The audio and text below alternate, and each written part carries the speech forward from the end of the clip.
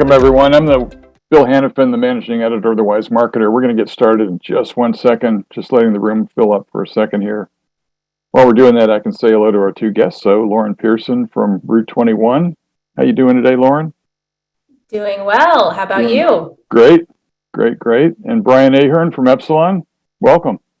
Thank you, Bill. Yeah, good. Good to have you both. All right. Well, let's get started. Got a pretty full room already. So I'm Bill. Like I said, today we've got a really neat story. We're going to feature what rue21 has been doing with its data, and we know that all retailers, I think, have more than enough data in terms of just raw size, probably, of a file. Question is, what do you do with it? How do you fill in the gaps? And so we're going to hear a really interesting story about. And we're titling it "The Person Behind the Purchase." But if you don't know rue21, let me just say quickly, it's a great brand. Most of you should be familiar. They offer girls, guys, and plus-size casual apparel and accessories designed to appeal to people who desire, wish, or feel to be 21. And I was thinking about that, and I thought, well, that sounds like a good idea to me. So, Lauren, I might come in and shop and just see if it turns back the clock. Who knows? But today's topic, as I said, it's the person behind the purchase, and it's a really compelling story of how rue21 used its newly enriched customer data to transform its brand strategy and really put its customers in the driver's seat. So Lauren and Brian are going to share the story, their collaboration, their work together, and how they've gotten some of the great results that they're going to report to us on today. Lauren has been with rue21 about 2 years, a little over 2 years. She joined from GNC, where she led customer personalization and strategy at that company, and she's got a lot of loyalty experience and customer marketing experience. So prior to that, she was responsible for launching a brand new updated loyalty design at American Eagle Outfitters, another great brand. And her experience just covers the breadth of customer analytics, gift card payments, and loyalty. So really experienced person that we're lucky to have with us today and get to hear from. And Brian Ahern has over 20 years working in this marketing and advertising industry. He specialized in customer segmentation, retention, acquisition marketing, analytics, all facets of multi-channel marketing strategy and execution. So Brian is one of those people who, when you need to get stuff done, he's a person you call and you can rely on him giving you good counsel and helping you get to where you need to be. So again, welcome to you both. To be here. And I echo that. Brian is definitely a great go-to. I think he probably wishes I would email him a little less sometimes. That's good. Never. Good. Oh, thank you both for the kind words. Yep, absolutely. So just a quick bit of housekeeping, and then I'm going to turn it over to you. We've got a sizable group here. So the plan is we've got everyone muted, keep the background noise down a little bit. Lauren and Brian are going to talk for probably 35, 40 minutes. We plan to have Q&A for 10 minutes or so. We'll give everybody a few minutes to have a break before their next meeting at the top of the hour. And there's a Q&A icon at the bottom of the screen. And you'll notice if you're used to this Zoom format, there's a chat and a Q&A. So please put your questions in the Q&A area if you would. We've got a team that moderates questions behind the scenes, and we'll keep an eye on those and answer as many as we can when we get to the Q&A portion of today's session. The ones that we can't answer, I can assure you we'll pass back to Brian and to Lauren. They can answer you directly. So if you have a question and you don't hear it answered live today, be assured that there'll be some follow-up and you'll hear from us. So that's really it. It's a great story, and I don't want to take time away from our two guests. So Brian, it's all yours. Thank you, Bill. I'll just go over the agenda slide real quick. I'll start with a little bit of an industry setup of where we're at today, and then hand it over to Lauren, who will talk about the Rue success story, what they learned from it, and then more important, what you can learn from their story. So I think, as everybody knows, over the last year or so, digital engagement has skyrocketed. There's more data available out there. We won't go into all the percentages here, but the main point is more and more people are going online, and more marketers are shifting focus to online. Not to say that other channels don't matter. Somebody like Rue has a big retail presence, and like a lot of retailers, of course, as well as direct mail, which has not gone away yet.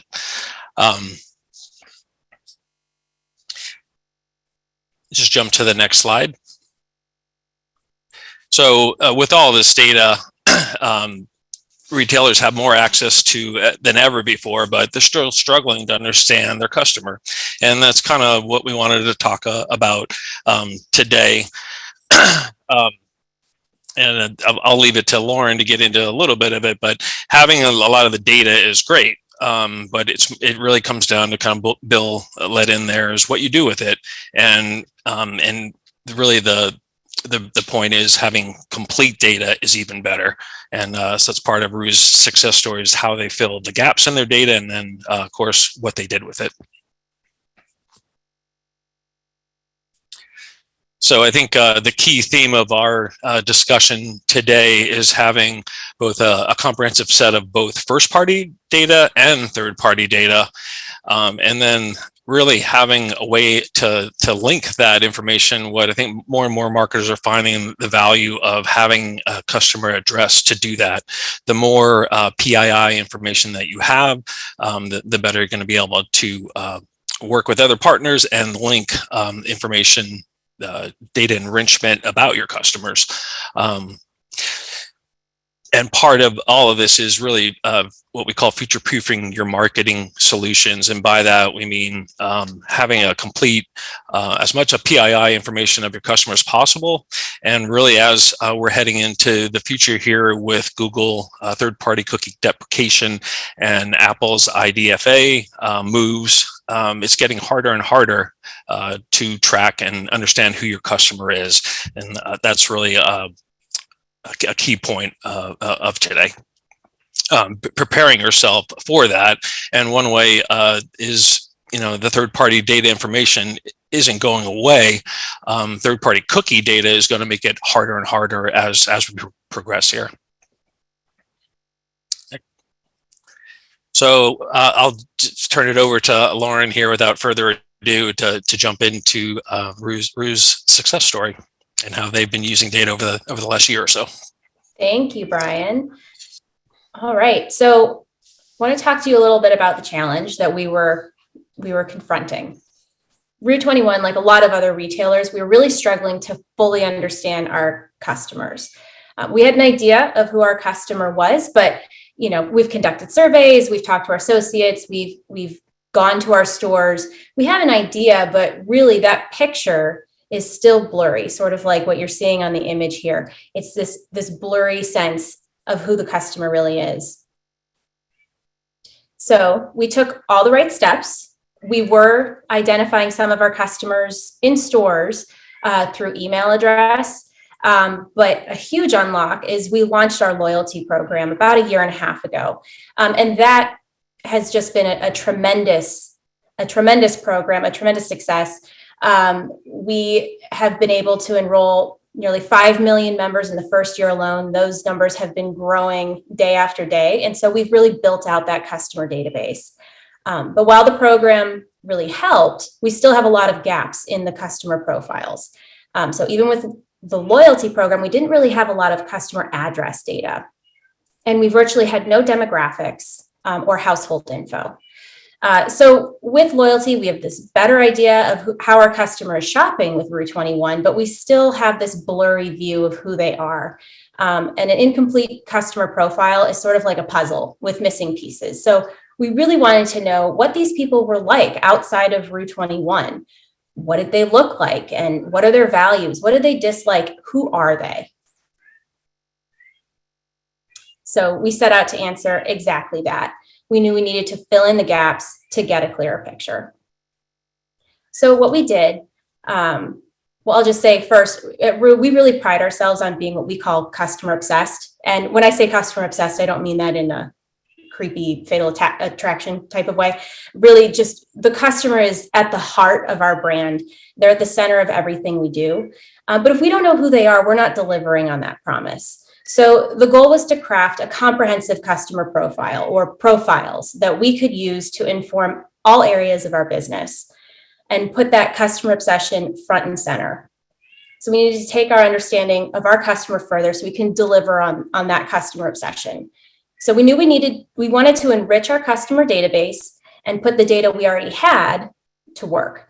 So we wanted to complement with a growing set of first-party data with persistent third-party data that wasn't unreliable. It's not going to go away, speaking back to what Brian said earlier. So what was the solve? We partnered with Epsilon to unlock our customer data. We leveraged Epsilon's Contact Complete offering so that we could append first-party data that was safe and reliable to the data we already had. So we could fill in those gaps, fill in things like customer address, demographics, household information. And it really helped us get a clearer picture of who our customer is. So we not only understand how they shop at rue21, but we understand other things about that customer that really tells a clearer story and gives you this clear picture of who this person is. And through this enrichment process, we were also able to grow our mailing address database by 4x, which opens up new methods of marketing to our customer. With this data unlock, one of the marketing tactics we've been able to execute is a direct mail campaign, something that was out of reach previously due to our limited population with mailing addresses. And I know it might not seem intuitive that since our target customer is a 15 to 25-year-old, that direct mail is something that would make sense, but we've actually driven some really incredible results. I honestly had to do quite a bit of selling internally to get some buy-in. Our CFO is pretty skeptical, but as were many others. But we ran a small test and we proved the success and that there was a real appetite and a measurable impact to this really disruptive marketing tactic. And we've implemented direct mail as an ongoing campaign since then, and it's been amazing. And I'll talk about that in a second, actually on the next slide. So overall, partnering with Epsilon helped us complete the story of who our customer is, and we were able to do a few incredible things. So as I said, we launched a direct mail campaign that has driven stellar results. We drove incremental sales to the business. We've moved more of our customers from being single channel only customers to being omni-channel, meaning they're shopping both in stores and online, which inherently means they're a more valuable customer. They're more likely to be loyal to the brand. And then we grew some of those key customer segments to be more valuable. They've stretched their baskets. They're shopping more frequently. And that direct mail campaign is a really amazing and measurable method of being able to drive some of those results. In addition, we've been able to influence our marketing strategies overall, and we've seen positive feedback from our customers since we've made some of these changes and really recognized who our customer is. So they're clearly noticing our efforts and they're speaking up, and it's showing in our NPS scores and in the feedback we receive every day. And we've leveraged these customer insights in so many ways across the organization, pulling profile data into so many different marketing strategies, working with our merchant partners as we think about product placement opportunities that will resonate, considering our pricing and our offer strategy and so many other areas. We've really been able to channel this amazing customer information across the business.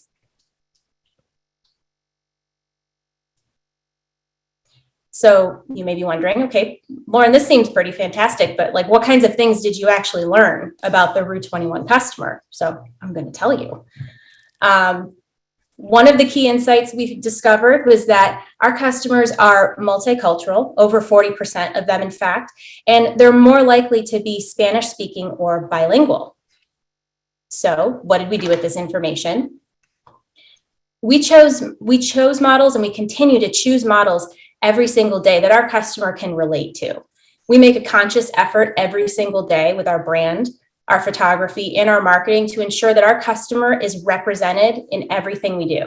And we've begun incorporating Spanish voiceovers in our stores, and we're continuing to evaluate how best we can serve our customers who may speak English, but they really love in Spanish. We know that that's an untapped opportunity, and we're continuing to push the the boundaries of what we've previously done to meet that expectation. So this one was a huge unlock. We knew that our target customer, typically the ones wearing our clothes, are 15 to 25-year-olds, but understanding that nearly a third of the customers shopping are actually the parents, it means we really needed to address this key segment in our strategies. So how did we do that? We addressed this core segment in particular in our back to school promotions. That was really key. We needed to make sure that this target customer has the relevant offers and an idea of the product mix so that they can consider us when they're shopping for their kids for back to school. We want to make sure we're part of that party. And we also wanted to make sure we're incorporating parents into that direct mail campaign, and having some of our key marketing messages align with those mid-month time periods when child tax credits are being paid out. That's a key moment for a big subset of our customers, knowing that those are parents and they're benefiting from that extra stimulus. So if you were to ask us again, this time the picture would be much clearer. We have a much better understanding of who our customer is. But what I hope you take away from this is that, sure, customer data is great, but when marketers fail to activate on that data and extract relevant insights, it's not worth much. You really need to action upon what you learn in order to make it a meaningful impact to the business and to that customer experience.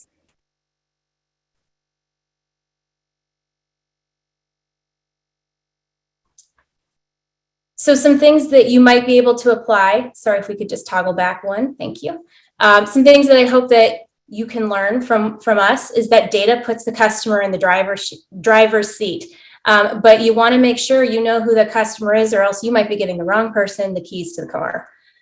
We want to make sure that the customer data informs all aspects of our customer strategy, so that we're meeting the expectations that they have of us as a brand. And I hope that you will take that and do the same. Even with the data that you currently have today, it's important that you're looking at that and you're making sure that you're understanding who your customer is and applying it to everything that you do. Another finding that I hope that you take away is that this process not only puts the marketing team as a key influencer for business decisions, but more importantly, it puts the customer at the center of everything that the business does. And I have to tell you, at Rue, we take this really seriously. When we have a large strategy session or a major planning meeting, we always open up those sessions by saying we want to make sure we leave a seat open for the customer. They really should be there, so to speak. It's our job to represent them in every decision that we make and give them the best experience that we possibly can. We need to consider that customer every step of the way. I'll just jump in and add a little color to that. I think one of the key parts of this as well is knowing, identifying who the customer is, and I think Rue has done a really good job of that. So knowing a existing customer for retention efforts versus a new prospect that comes onto the file and how you treat them differently is one of the keys as well. Absolutely. And I'm sorry, I was also going to add too, I think Lauren, you had mentioned it. Part of putting the customer in the driver's seat and part of that identity is knowing, the right customer. If you put the wrong customer in your driving seat and for your business, it's going to go the wrong way.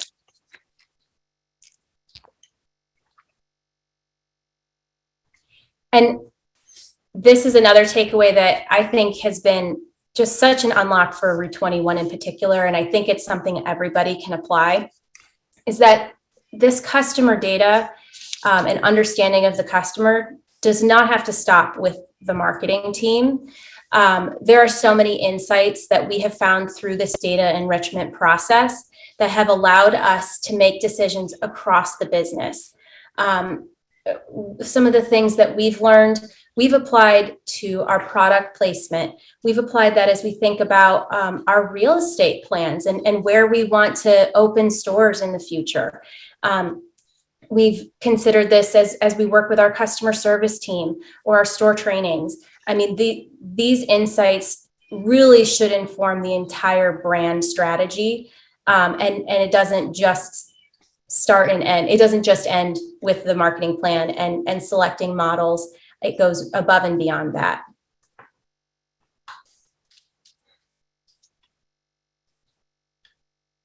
And the key is absolutely a solid mix of the demographic data. So those components that we didn't have that we were able to stitch together, combined with the transactional data, which is something that we were able to pull in when we launched our loyalty program and we were identifying our customers at every single transaction. With those two components pulled together, we were able to have a better understanding of who our customer is. With loyalty data alone, and I'm not knocking loyalty, it's one of my favorite things, but we might only know that it's customer 123 and they shop 2 times a year and they spend $50 and they usually use their rewards. But now I know that customer 123 is actually Lisa. She's a single mom. She has 2 kids at home. She has limited disposable income. She uses an Android and she loves to bargain hunt.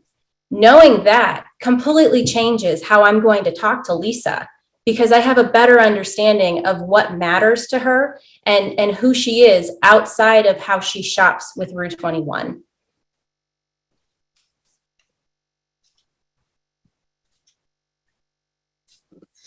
And that's all I think we have for you today. Brian, I didn't know if you had anything else you wanted to jump in with. And I saw a few questions coming through, so I don't know if we want to switch to Q&A. Yeah, there are a few questions. I was going to say it might be all you have, but you're not off the hook because there are a lot of questions. So the first one, if you don't mind, because there are quite a few here. Do you have any advice for other retailers looking to expand into the digital sphere, but aren't quite sure where to start?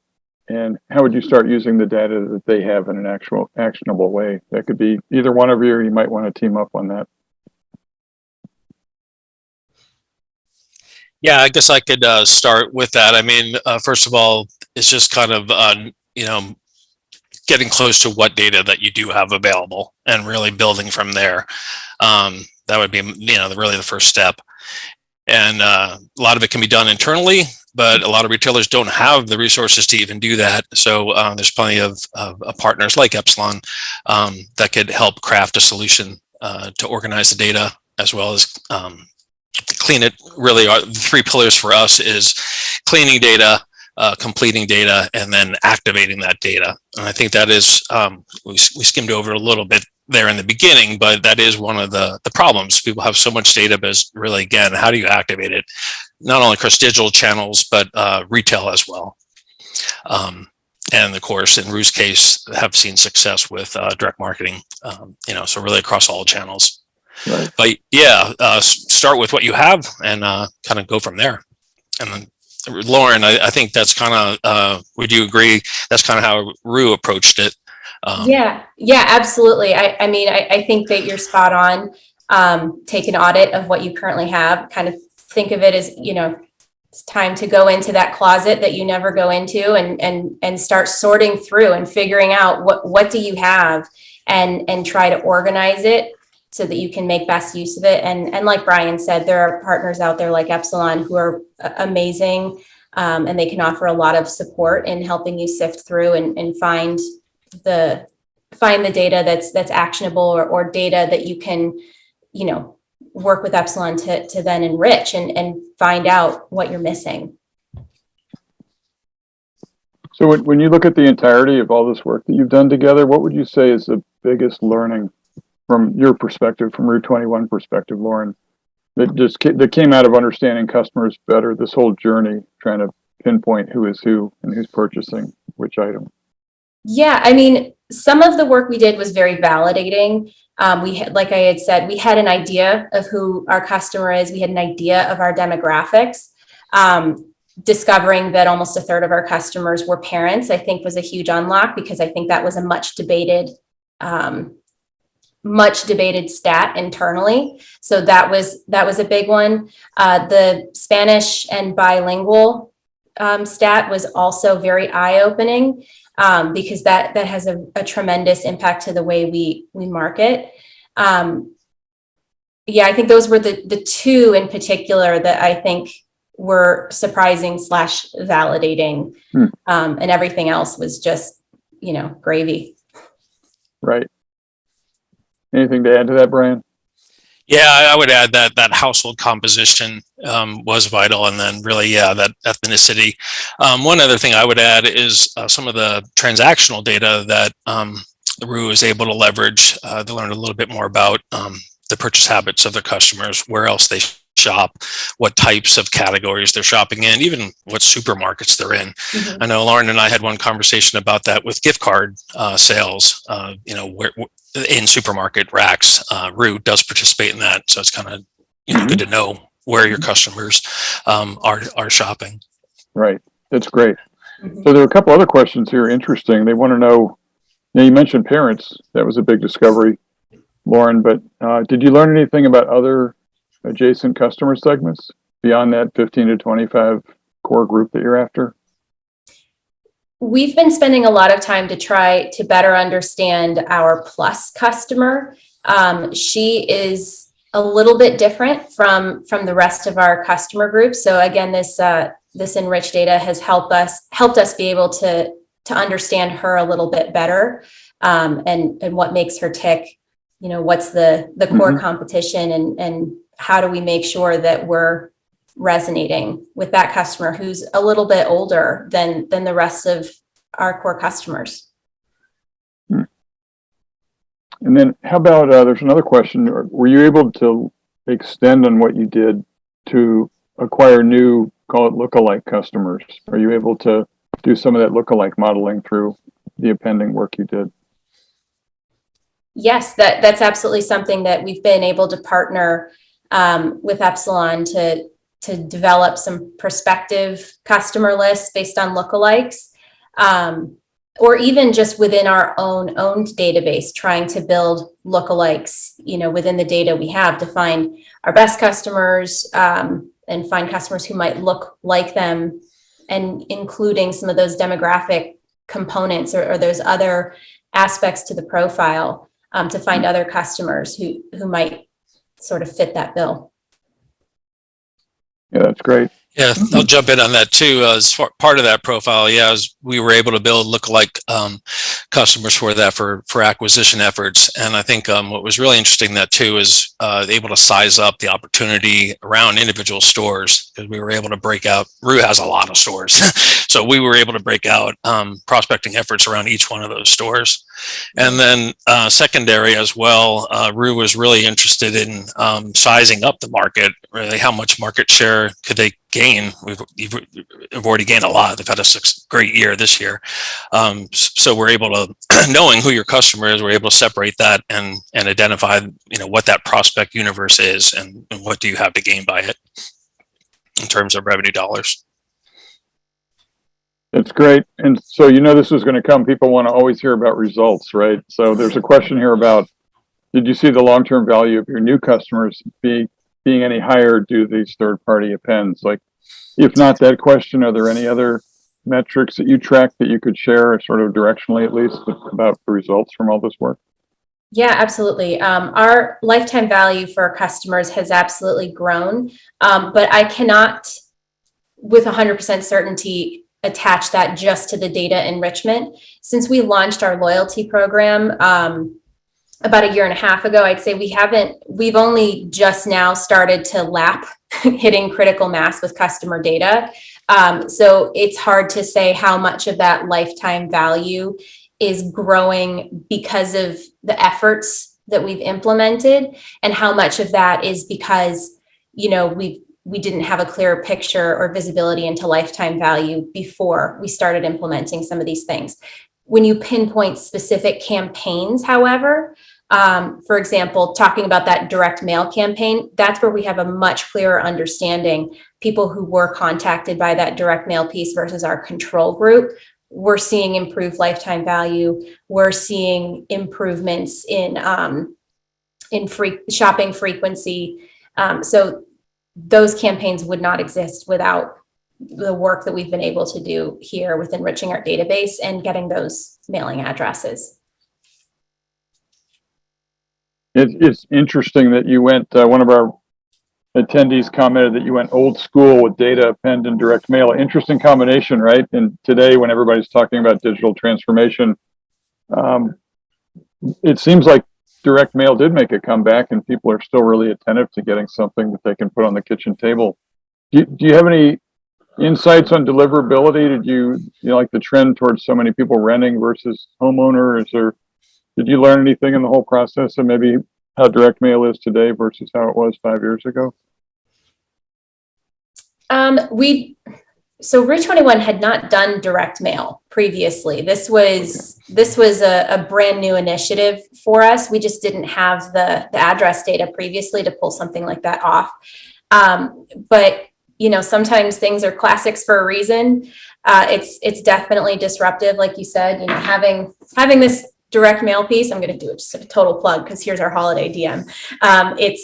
It's really something that helps you take notice, especially when you're receiving, tons of emails, tons of placements on social. Those are all still really important, and they all fit into the total customer journey. But having that physical, tangible piece is something that shouldn't be discounted. I think it really does have an impact. Do you get feedback from the stores, Lauren, with people actually coming in with the coupon? I mean, yeah. I've heard that from a lot of retailers. Yeah. Yes. The customers coming in, they've got their direct mailer, they're pulling the coupon out. And we've also incorporated, we have QR codes on our piece, so you can scan it and shop the gift guides directly from your phone. So we try to make that a really seamless omni experience as well for those customers who aren't necessarily going to go to the store. Or maybe they want to place their order online and pick up in the store. So we're really trying to address all scenarios and make it as smooth an experience as possible. Yeah, I'll kind of jump into. I've been hearing this from a number of clients recently, where digital marketing has actually gotten more expensive since it has skyrocketed. Everybody is doing it. It's harder to actually place ads and get your message out there. So more and more people have turned kind of to direct mail as an alternate channel, which sounds weird in this day and age, like Bill said, but yeah, they are seeing the return on it, right? As Rue can attest to here. And have you been able to extend let's call it personalization, but just customizing of campaigns into the email channel as well, based on the demographic data that you were appending and the things that you learned? Did it Absolutely. help you in email channel also? Absolutely. Email and across digital touch points. So, referring back to that, 30% of our customers are parents. With the data that we enriched, we're able to identify who among our customers have children in the household. And so we are sending emails or making sure that we're targeting those customers with ads or promotions, especially right around that child tax credit timeframe, when we know those customers are, it's top of mind that they're getting those funds, they're shopping for their kids, especially around back to school or tax-free weekends. We want to make sure we're getting those messages right in front of the parents, and that includes email and digital touch points. Mm-hmm. Okay, that's great. So there are a couple questions here about preparing for the death of the cookie, the deprecation of third-party cookies. It's a big concern for everybody. So, one question is just, how does your strategy, how did it create a foundation for what you might do next or where you might go to prepare for that eventuality? And the other is, in your opinion as a retailer, do you think other retailers should all have this as a core part of their strategy? Should they be doubling down on building on that digital connection with customers? Yeah, I do think that having this full picture of who the customer is, that understanding isn't something that you're going to lose. You may need to continually refresh it, but I think it's definitely a valuable component to offsetting the impact of the third party cookie deprecation. It'll still enable you to understand who your customer is and find other strategic ways to target them.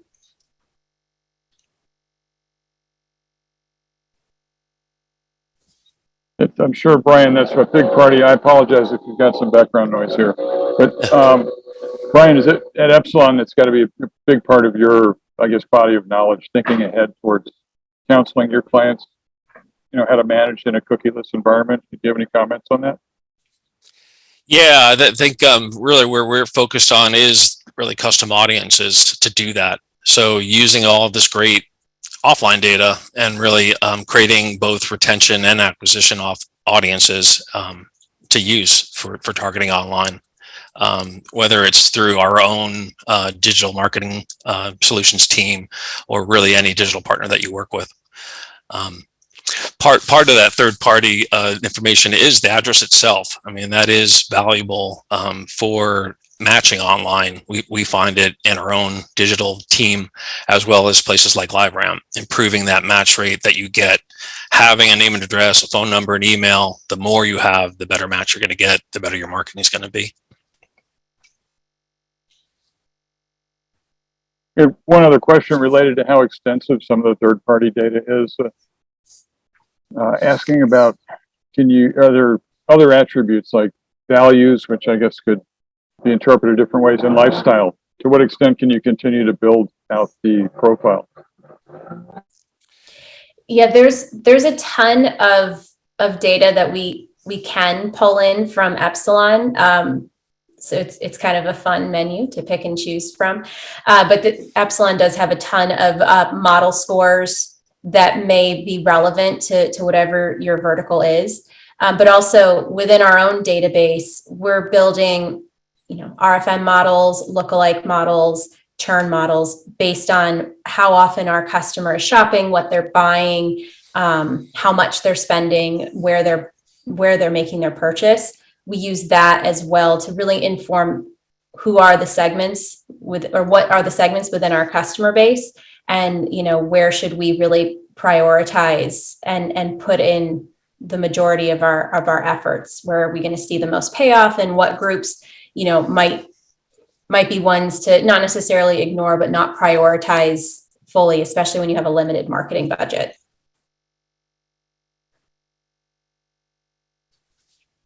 Right. So I've had two questions about partnership, which is really interesting, something that hadn't occurred to me originally, but here's one. Did rue21 learn from the customer research which other brands that your customers typically engage with or buy from? Are there potential collaboration opportunities? So yeah, that's absolutely something that we found, and we're hoping to explore some collaboration opportunities, hopefully in 2022.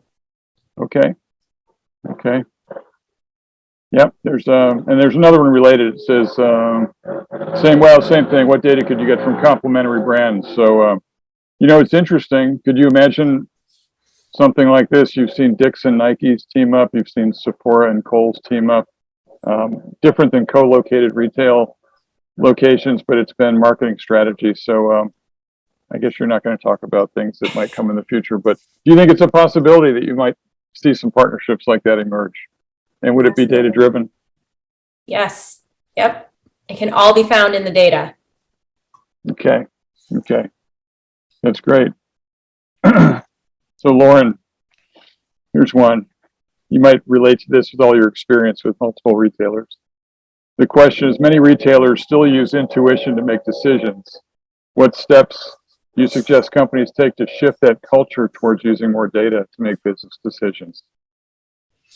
Yeah, I completely agree. I think that there is this mentality of going with your gut.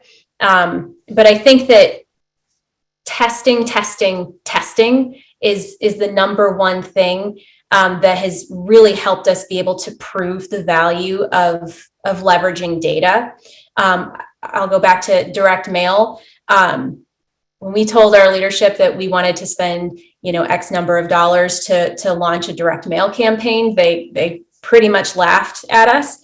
But we were able to convince them to let us do a small pilot direct mail campaign. And we ran that. We had a control group. It was a very tight circulation. And the results from that test resoundingly proved that there were incremental sales to be had. And it was really just about putting that ROI and the dollar signs in front of leadership to help them understand the value of leveraging a data-driven marketing strategy. And that's true on something as large as direct mail or something as small as, trying to send your emails to customers who have, children in the home. So we've done all kinds of tests and really continue to prove those results. Always use a control group and be able to show the incremental conversion, the incremental dollars, the incremental margin. And I like to keep my recaps as quick and high hitting as possible. We drove 4x conversion. Those numbers really pop for leaders. So that's my recommendation. Right. Yeah, that was a question. How are you measuring the incrementality of direct mail versus your other efforts? So thank you. I guess I'll add to that too. A lot of mailers will have holdout panels. Did you have any kind of holdout panel for your campaign? Absolutely. Yes. We have control groups, and we send to multiple different customer segments within one mailing, and there are multiple different offer versions happening. And my team sometimes loathe this, but we have control groups for every single segment within that piece so that we can say, all right, the lapsed customer group didn't do as well as our best customers, and the people who have children in the home did better than X, Y, or Z. I mean, I really enjoy being able to dig through it at that level of granularity, because that enables us to be even better and even smarter the next go around.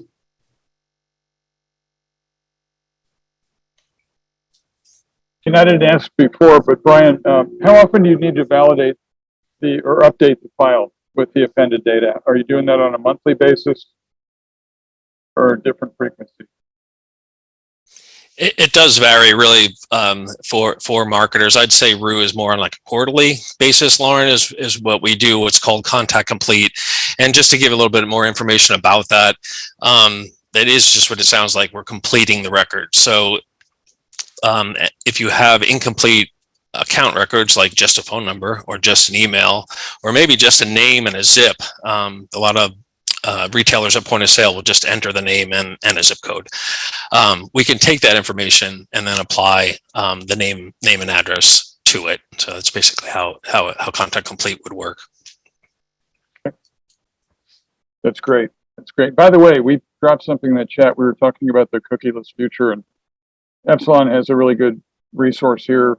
There's a link in here. So if you want to learn a little bit more, go deeper about Epsilon, how you're preparing for a cookieless future. I'm going to read that one myself after we get done here. So, but it's in the chat stream if anybody'd like to take advantage of that. Let me see. Do we have time for one more? I think we need one more. We need one more? How about one serious one and one gratuitous one? How's that sound? That sounds great. All right, good. So the serious one is asking about, is this actually better than research? Is working with data, collecting data, appending it, building profiles, does that actually become a more valuable asset than as if you had done some primary research? I think it's complementary. We still take our voice of customer data, is what we call it. And that's the qualitative feedback, the surveys, we've done focus groups. We still leverage that to add context to the story. And it's still tremendously important and helps us find issues and errors and all kinds of opportunities. I think it's when you are able to pull the data, the transactional information, the customer profile, and what the customer is saying, marrying that all together into one single view of the customer. And it really helps you highlight what are the opportunities, where are we winning, and what are some things we haven't even considered. That's great. So one other serious question, and this is a good one we kind of overlooked. The old CCPA, how does this whole service work when you have in the state of California where you've got legislation there, and you can almost anticipate that kind of legislation is going to proliferate across the U.S. soon. Is this just a matter of, have you changed opt-in practices, or what have you done to accommodate for those regulations? We have very rigorous rules and legalese and processing agreements and process flows in place, and Epsilon, whatever we have, Epsilon has it like 20-fold. So we are definitely staying on top of those regulations and making sure that we are within compliance. I'll let Brian speak to anything else there. Yeah, I'd probably say 10 times that for Epsilon. You know, we have to be very careful and protective of consumer privacy. So we had been working on the California legislation a good 2 years ahead of it before it went into place. And definitely consumers have choice and options if they don't want to, you know, be part of the data that we supply. That's great. Okay, fun question to wrap up. I'm wondering if it's from an anonymous attendee. So Brian, I'm not going to say that you submitted this, but I mean, you never know. But it's for Lauren, the question, and it's, what's your favorite part about working with Epsilon? I saw that one come through, so I was thinking about this. Honestly, Epsilon, they've been such amazing partners. They've really helped. They've helped us think through our options and strategize, you know, the best way to, you know, to configure the mousetrap. And so that's been so tremendous to just have that ongoing support. The people, you know, Brian, James, Maria, Mac, they're just such great partners. So that's a huge win. It's a joy to talk to them, even though sometimes I'm probably calling them more than they wish I would. Sounds like a perfect kind of partner relationship, actually, right? I'm sure, Brian, you welcome those calls because it just gives you an opportunity to learn a little bit more, go a little deeper, and find the next answer. Yeah, absolutely. I mean, and that's what it's all about, is, you know, together figuring out what you can do with the data and how to use it, how to activate it. Right, absolutely. So, hey, thanks to you both. I think we should wrap up. We've still got some questions here, but we can circulate those, like we said, to you. And if you'd be kind enough, you can drop some answers to the people that have been asking. But if you came in late, we've been listening to Brian Ahern and Lauren Pearson from respectively from Epsilon and rue21. And this is part of the CRMC webinar series. And I think we're all grateful to CRMC for not only the work they do in the retail industry, but probably the best retail conference that is on the calendar every year. It's one that I'm always got on my calendar and won't miss. But we're really happy at the Wise Marketer to be partnering with CRMC in this series. And it brings together some really bright people like the two that we've just been listening to today. So thanks to you both. Hope we can have you back here sometime soon. And we'll see everyone back here at the Wise Marketer. Thank you so much, Bill. And thank you, Lauren, so much for sharing, you know, your story. Thank you for having me. Have a great rest of your day, everyone. Great. Thanks.